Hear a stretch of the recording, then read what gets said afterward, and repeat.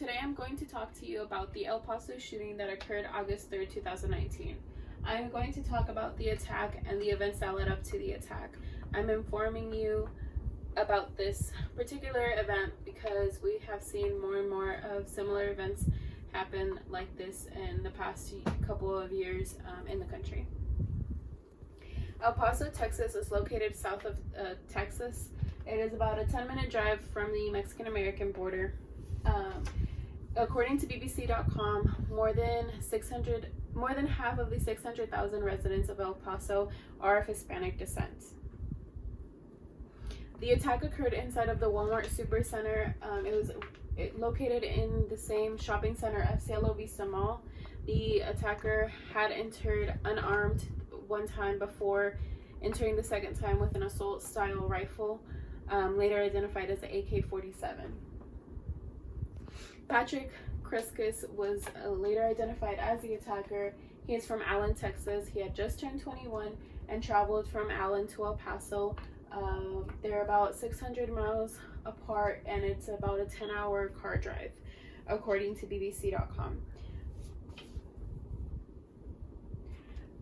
Patrick particularly targeted the Hispanic community inside of the Walmart. Later reports and witnesses said that he was letting out non-Hispanic people out of the building without incident, according to New York Magazine. He was targeting mostly the Hispanic community. But 20 minutes before the attack, he had published a 4-page essay on the 8chan website. He had expressed his opinions, anti-immigrant opinions and racist remarks, and called the Hispanic invasion of Texas something that he should be taking care of. There was 22 killed and multiple injured.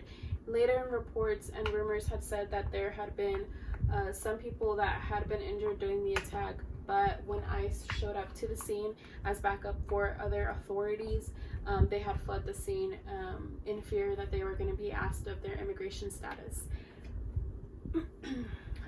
22 people were the ones that had been killed. Later, outside of the shopping center, there had been people that came together and prayed and placed candles, and just to show their respect to the victims of this tragic event. This terrible incident did bring El Paso together. They brought supplies to the people that needed it. They formed outside of the hospital hundreds of people to donate blood to the victims that had been injured during the attack. During the particular attack, Glendon Oakley was recognized as a hero. He had been inside the shopping center and had seen some kids without their parents. He quickly grabbed them and took them to a safe spot where they could not be injured. This tragic event definitely did bring El Paso together.